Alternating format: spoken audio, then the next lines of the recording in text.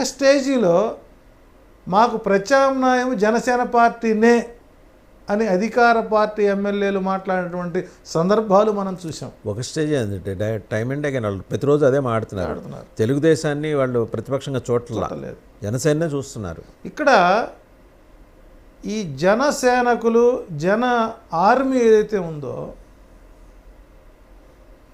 1951 సంవత్సరంలో కొన్ని, 56లో కొన్ని, 57లో కొన్ని, 61లో కొన్ని ఇట్లా ఎస్టాబ్లిష్డ్ అయినటువంటి అసెంబ్లీ స్థానాలు ఏవైతే ఉన్నాయో,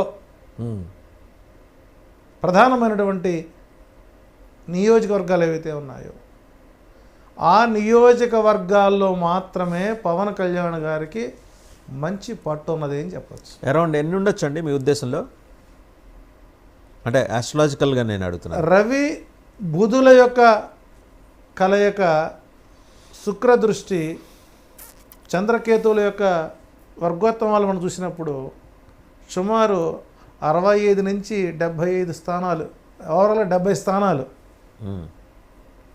బలమైనటువంటి గట్టి పోటీ ఇచ్చేటువంటి శక్తి పవన్ కళ్యాణ్కి ఉంది. అందున ఏకాఏకి 28 సీట్లు ఈస్ట్ గోదావరి, వెస్ట్ గోదావరి జిల్లాలో మొత్తం 33 సీట్లు.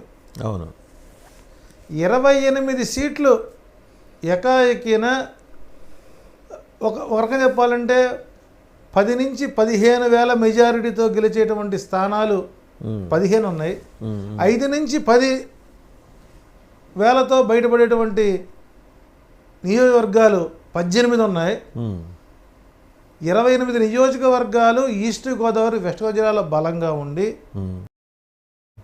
గుంటూరు జిల్లాలో ఒక 5 స్థానాలు, చిత్తూరు జిల్లాలో 1-2 స్థానాలు, రాయలసీమలో 4-5 స్థానాలు, అట్లాగే ఉత్తరాంధ్ర ప్రాంతంలో విజయనగరంలో 2, శ్రీకాకుళంలో 2, విశాఖపట్నంలో 5.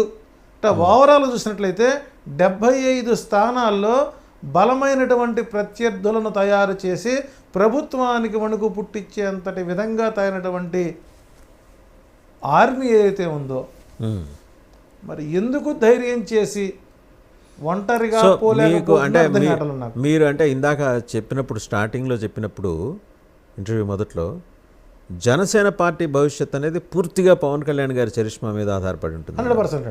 సో ఆయన చరిష్మాని బట్టే మీరు ఇప్పుడు ఈ 75 నియోజకవర్గాలలో కూడా ఆయన గెలుపు అవకాశాల గురించి మాట్లాడారు. అనామకుడు నుంచి గెలుస్తాడు అక్కడ, అనామకుడిని, just in the name of Pawan Kalyan.